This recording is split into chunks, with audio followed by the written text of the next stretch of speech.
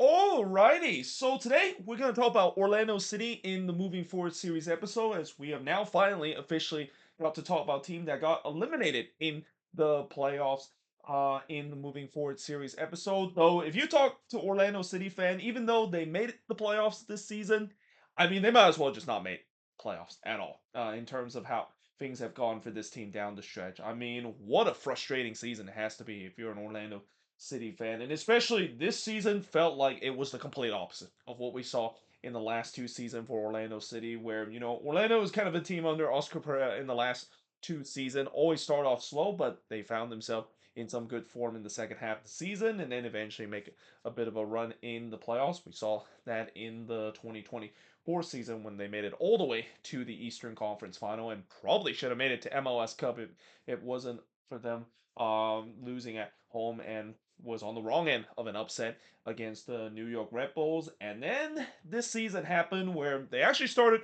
pretty good in the first half of the season, but then the second half of the season happened where it was started to be the beginning of the end. And then once the Leeds Cup is over, yeah, that's when the collapse really accelerated. And I wouldn't even say it was kind of post Leeds Cup. It really kind of started after that big win that they had against Inter Miami at home. And in many ways, their season kind of was very similar to what we saw last season with well, not last season, but what happened with FC Cincinnati in 2024, where Cincinnati, after that big win against Inter Miami at home, it looked like everything was going to go to plan, and then they went on a bit of a decline that they just never recovered.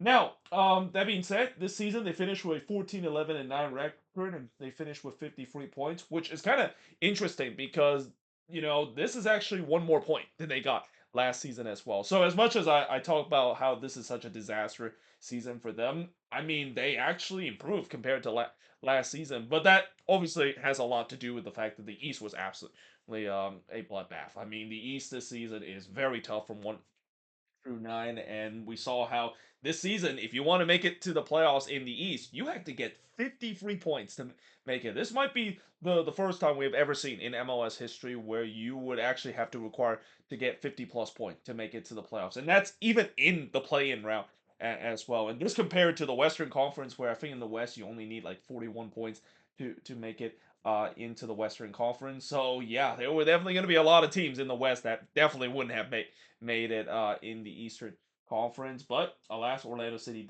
did make it, albeit yeah, they kind of limped their way into the play-in round. But they did finish with 63 goals. This was definitely one of the more electric team to watch, and definitely one of the team that if you want to look at watchability rankings, Orlando City was definitely right at the top. They were a very fun team to watch going forward on the attack, but at the same time defensively, yeah, that's when there was definitely a lot of issue with them. It actually wasn't as bad as I thought it is. I was kind of surprised they've only conceded 51 goals. It feels like they conceded more, consider their defense at times were pretty bad in some games, and even their goalkeeper Pedro Galese, yeah, he definitely had another downward turn this season. But they still finished with a goal differential of plus 12. So imagine the team that just barely made it to the playoffs. Well, actually, I wouldn't say just barely. I mean, they had a 10-point gap over the New York Red Bulls in terms of ninth place. But imagine you have that big of a goal differential and you still finish ninth in the Eastern Conference. I mean, like I said, the East was just absolutely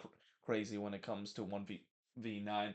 But yeah, they finished ninth in the Eastern Conference. But yeah, I mean, again, for Orlando City fans, you would kind of feel like, yeah, there's really no point of them making into the playing round either way because, as we'll talk about in terms of the second half collapse, they faced against a red hot Chicago team and they had to go on the road. I mean, that was a death sentence. Like everybody saw this coming. The fact that there was no way in hell Orlando was going to be going to a fire team that is just red hot right now and win in the playing round. And alas, that was kind of the case. It was also kind of a no show that they had against Chicago as well. I mean, Chicago absolutely dominated that game from beginning to the end. Top goal scorer for this Orlando City side, unsurprisingly, is Martino Ojeda, who, if Lionel Messi and Andre Stride did not exist, he would have definitely been the MVP this season. And by the way, let me just also charge my laptop here. Just got a warning there.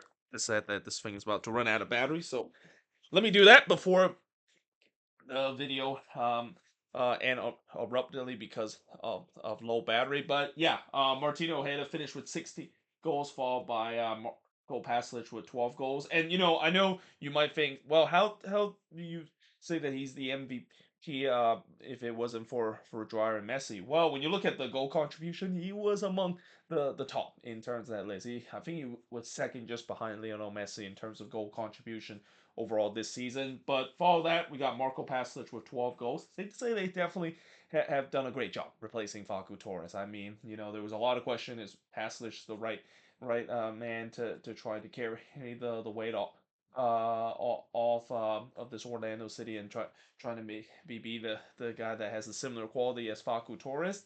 Yeah, I think it's safe to say that the answer is definitely a yes. Luis Muriel with nine goals, followed by Romero Enrique with 8 goals, and Alex Freeman even ends up in the top five of the goal scorer with 6 goals. Top assists leader, unsurprisingly, is Martino Ojeda with 15 assists, Luis Muriel with 9 assists, Ivan Angulo with 7 assists, Eduardo Atuesta with 7 assists, and Marco Pasalic rounds up the top five with 7 assists as well. Best win of the season, it's got to be that 4-1 win that they had against Inter Miami on August 10th. I mean, you could definitely argue that it's either that one or the one that they had against Miami down at Chase Stadium where they won 3-0. But I'm gonna go with a 4-1 mainly because back then when Orlando City beat Miami down in Miami, that was a Miami team that was really struggling in form. Like that was a team that wasn't as bit of a monster as what we see it in the latter part of the season. Now, fast forward to August, this was definitely a much more improved Inter Miami team, and the fact that Orlando City absolutely demolished Inter Miami in that game and absolutely played them off the park like that. I mean that was the game where there was a lot of pundits are saying, well, this is a team that I think is going to be a team to beat and definitely submit themselves in the hat of a long list of good Eastern Conference team that could definitely win the Eastern Conference. Little do we know that was the beginning of the end as well, because after that big win that they had against Inter Miami, I mean, in many ways, you can maybe kind of say that was kind of like Orlando City MLS Cup, because yeah, after that they went on a downward spiral, and that also included Miami getting revenge against Orlando City in the Elite Cup in the semi-final as well, not long after. And the worst loss of the season, I mean, some might think that I would pick the playing game against Chicago as the worst loss of the season, because it was basically a no show for Orlando City in that game against Chicago. But the reason why I'm not going to choose that is because we kind of knew that they were going to get absolutely destroyed. Like even if the most optimistic Orlando City fans would know that that was a death sentence for them to go to SeatGeek Stadium, play against a red hot Chicago team, against a team that is just kind of backed their way into the playoffs, and I don't think anyone is surprised the fact that how the outcome of that game. So instead, I'm actually going to go with the game before when they were pretty much giving us death sentence to have to play against Chicago in the playoffs, and that of course is the 4-2 loss that they had against Toronto FC. And the reason why I picked this as the worst loss of the season, and I know Toronto was playing much better in the second half of the season, but the fact that you conceded 4 goals against this TFC side, a team that have barely score like more than one or two goals on it. And I'm not saying that Orlando was bad in that game. I mean, Orlando did have their moments, and maybe they're a little unfortunate that they weren't able to put away their chances. But the fact that they conceded 4 against Toronto FC like that was just utterly embarrassment. And especially with the way that there was still a chance for Orlando to at least not have to go on the road in the play-in round as well. I mean that I think that is even more embarrassing than the game that they had against Chicago, because again, I know Toronto is kind of an unbeatable team down the stretch, but the fact that they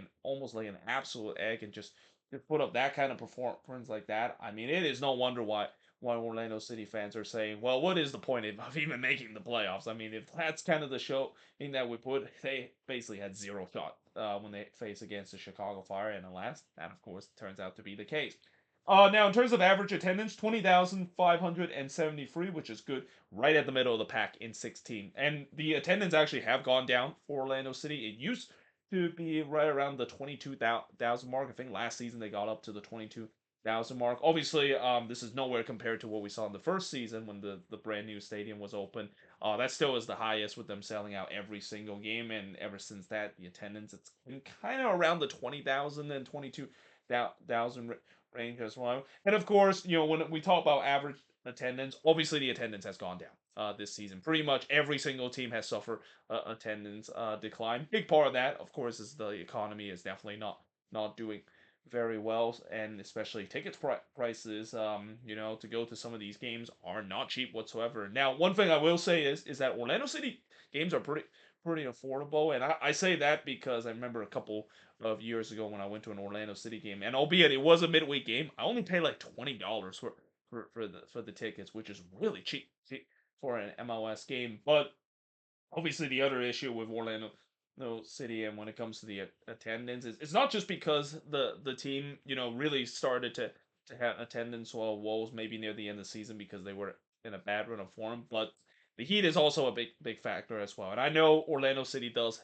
have kind of a canopy over their stadium, but yeah, I mean summer attendance in Orlando is always going to be tough, especially with the heat and the humidity as well. So unsurprisingly, attendance is kind of around that range, but it does get better at least in the beginning or the end of the season. But it just wasn't kind of the case this year. Now, in terms of MVP, Martino Ojeda. I don't even need to discuss. I mean, I've already mentioned how great of a season he is. I think he was also one of the finalists in terms of the MVP award as well, alongside with Andres Striar and Lionel Messi. Disappointment. This one was kind of tough to choose. I was thinking about choosing Cesar Arujo as a disappointment, and I'll definitely talk about why I decided to not choose that at maybe at the last moment. I was very close to do so, but in the end, I'm gonna have to go with Pedro Galese. I mean, what a disappointing season it's been. Though I think we kind of saw this coming. I mean, I think Orlando City fans saw this coming with Galese. Really started to get caught up with Father Time. I mean, he was much better last season as well, especially doing the stretch run. But man, this season he was back being in his poor form, and it's no wonder why Orlando City decided that. Yeah, I think this has got to be the year we let go of Pedro Galese, and this has got to be the year that we're looking for a new goalkeeper in the future. Young player to watch. This one was pretty easy. The Alex Freeman. I mean, it has to be. He was one of the top three in terms of the 22 under 22 list at the end of the season. I think he finished second right behind Ober Vargas, and you can maybe even make a case that he probably should have finished first in the 22 under 22 list as well. But yeah, Alex Freeman, not only the fact that he is a player that has probably one of the best potential in terms of all these youngsters in the league, but he is basically U.S. men's national team material. In fact, I also wouldn't be surprised that Maurizio Pochettino will call him up and be part of the World Cup roster. He's that good in terms of how he play, and I also wouldn't be surprised that Orlando City might sold him off as soon as the next summer transfer window. There's been a lot of lingering the fact that maybe the winter transfer window he might be going, and this is also kind of reason why maybe I probably should have picked another young player to watch because I don't know if Orlando City might even have Alex Freeman by next season. But if they do have him by next season, again, I think his time with Orlando is about to come to an end. I mean, there is so many teams I think in Europe that is looking to chase his signature, and like I said, he has U.S. men's national team material written all over it, and I wouldn't be surprised he will be part of that World Cup roster, and won't even be surprised that he might even be starting in the World Cup in this upcoming June as well. So what went right for this Orlando City side? So the attack, of course, was among the best in the league. 63 goals is definitely one of the best. I think they're if I look in the standings, I think they're third in terms of the most goals scored in the Eastern Conference, if I'm not mistaken.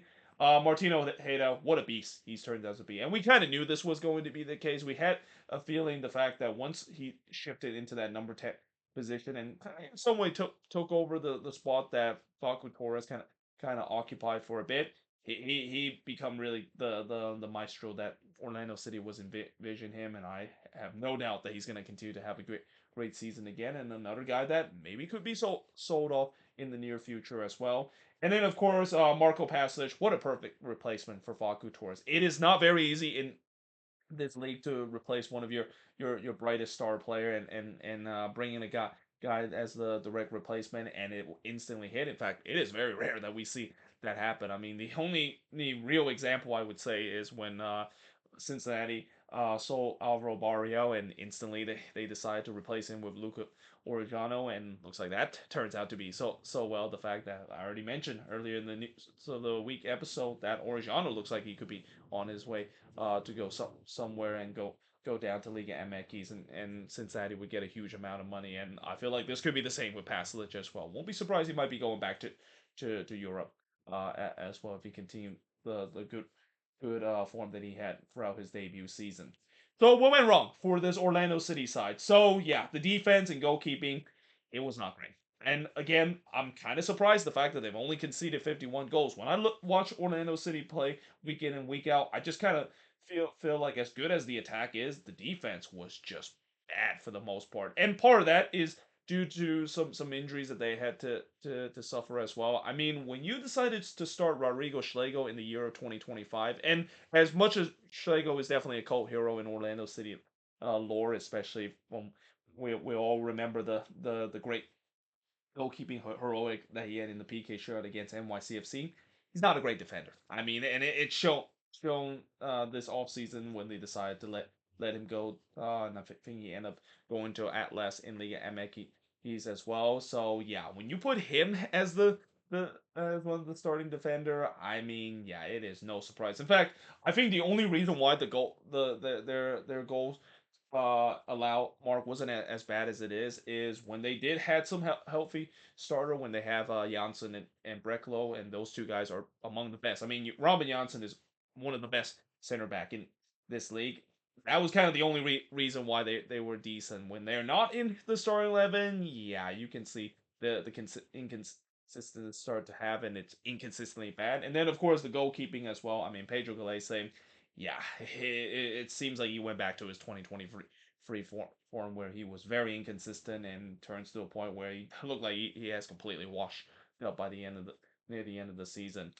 Key injuries obviously had play a big part again, especially in the back line as well. They had to put some backups in terms of that spot, and it's pretty clear that this offseason they definitely need some depth in that back line because it was fully exposed once their starters couldn't be in the starting 11 because of injuries, how much exposed it is. And then, of course, the Cesar Arujo regression. And again, I could have easily put him as a disappointment. The only saving grace of why I didn't put him in the disappointment cat, the glory, is the fact that he's been battling so much injuries. Like, he has probably the most injury riddled season in his career, and the fact that he was just on and off the pitch, couldn't stay healthy throughout the season, maybe play a big part of his huge regression. But yeah, this was a guy that was supposed to be touted as one of the big name that could be sold off to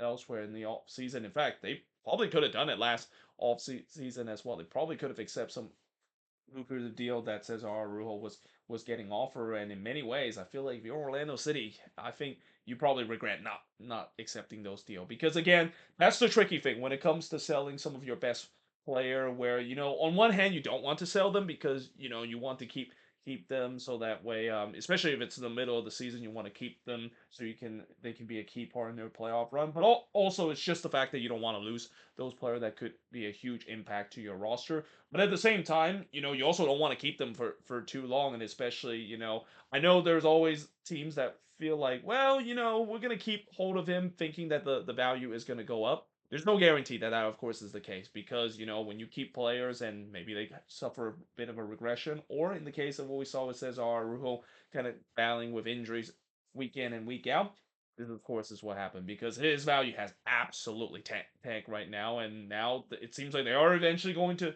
sell him either way during the winter transfer window, but it's not going to be as much as what we've seen, and that's going to be hugely disappointing if you're Orlando City consider the offer that they had in the last offseason. And then, of course, the slow, agonizing collapse in the second half of the season. I mean, it really accelerated after that big Florida Derby win against Miami. After that, they only won two more games, and one of them includes the very next game against Sporting KC. So in reality, they actually only won one game after when they got ousted in the semifinal in the Leeds Cup.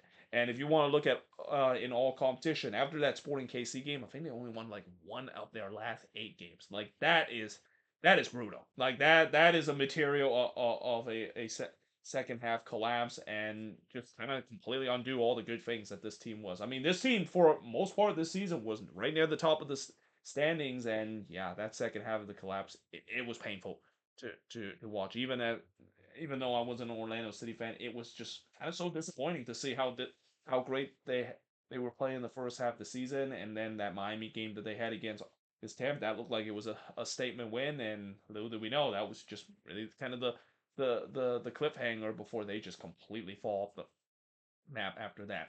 So moving forward, for this team, they still need a new goalkeeper. So they thought that they got it with Carlos Cornell recently, but as I mentioned in the News of the Week episode, looks like that's not going to happen. Looks like even though they agreed to the verbal agreement and also did the medical, Carlos Cornell and his party kind of went radio silence on Orlando City, and yeah, Orlando City is not gonna probably move on from that. So they're still in the search of getting a new goalkeeper. And when you look at the amount of list of free agent goalkeeper or amount of goalkeeper that may be available this offseason, it is starting to fit now. We have seen teams that have signed goalkeepers and trade for them or even sign them off of free agency. So maybe something tells me Orlando City might go somewhere else. They might look elsewhere to try to get their new goalkeeper, especially with the transfer window in Europe opening in January. The backline depth and also the Muriel contract dilemma. So the Luis Muriel situation, it just feels like this has been a dilemma for Orlando's City for the last two seasons. Where this season there's no doubt Muriel played much better compared to last season, but it wasn't really by much. I mean, he was very inconsistent this season. When he was playing well and when he was in a hot run of form, we saw what he could do to this team. But then he went ice cold. And when you have a guy that is very hot and cold, and especially the amount that he's earning, and him labeled as one of your designated player, yeah, that's definitely not something you want to continue. And again, it's going to be a huge dilemma whether or not if they decide to cut ties with him. I believe he's under contract in 2026 as well, and not to mention he's also going to be turning 36 next year, so he's not going to be getting any younger. So yeah, that's going to be a huge contract dilemma that they're going to have to deal with in terms of opening a DP spot and maybe even get themselves another number nine. Even though I know they actually do have pretty good number nine depth. I mean, Duncan McGuire can definitely slot into that spot, and they also have been looking elsewhere in the transfer window to replace Morial in that number nine spot. But that's going to be something that they're going to have to sort it out. And I think if you, as any Orlando City fan, they'll probably say they got to get rid of him. I mean, again, yes, he does provide some contribution throughout last season and was a little bit better last season, but he's still inconsistent as hell, and he's not going to get any better heading into next season as well. And then the last thing I want to mention about this team is something I've been mentioning about this team, and something that I have hear people say that I'm just kind of a hater to Oscar Pereira, but really I'm just kind of stating the fact that I've seen this story before with Oscar Pereira, and I think Dallas fans kind of seen this story with Oscar Pereira as well. Where as good as Oscar Pereira is as a head coach, and as much as I know he's done a really good job of getting this team now having the longest active playoff streak out of any team after the Red Bulls failed to make it to the playoffs for the first time in 15 years. But at the same time, even with this streak, they haven't won anything. I mean, yes, they did win the U.S. Open Cup, but when it comes to getting to MLS Cup and getting themselves in the promised land, they haven't done that. I mean, the furthest they gone was the Eastern Conference Final, and that was the year that I said before. That was the year that they absolutely had to take advantage. And the fact that they didn't take advantage, I mean, I'm not surprised the fact that the very next year they didn't make it back, especially with how much of a bloodbath the East was this year. And I just think that again, I don't know if he's still the right man to lead the job. Especially, I'm seeing similarity to what happened with him with FC Dallas to now what we're seeing with him with Orlando City, where down the stretch when he was the head coach of FC Dallas. I mean, sure, FC Dallas was still doing pretty well. They were still making the playoffs, but it wasn't like they were a world beater like what we saw with Oscar Herrera when he took charge of FC Dallas and made them a supporter shield with their team weekend or season after their season. I mean, which you kind of saw the slow decline happening, and Dallas kind of cut ties, realizing that was the case. You just kind of had a sense that it's going to be the same case again with Orlando City. I just think that if he's not going to perform well next season, I would not be surprised he might be under under the hot seat because there's a lot of expectation. I gotta say with this Orlando City side, this team when you look on the roster, yeah, they can definitely make some improvement. But on paper, this team, if they are performing to what they can perform, this is a team that could easily win MLS Cup. This is among one of the best team out of the long list of teams that I think we have heading into next season out of the East that can definitely make it to MLS Cup and maybe even topple the big bad Inter Miami as well. But the problem is, can they live up to that potential and not kind of underachieve like what we saw this season and have that second half collapse? That's going to be a big factor, and that also all goes back to Oscar as well, where part of the reason why the collapse happened was kind of on his watch, where the tactics that he used and the way that he sets up the team was not at any standard that you would expect to get the best out of what should be a very talented team in the Eastern Conference. But there you have it. That is pretty much it. Talking about Orlando City, and as always, if you're an Orlando City fan, what do you think of this moving forward series? What do you think is the MVP disappointment, young player to watch? What went right, and most importantly, what went wrong with this team and moving forward? How is this team going to look heading into next season? But until then, hope you guys enjoyed this video, and I will see you guys next time.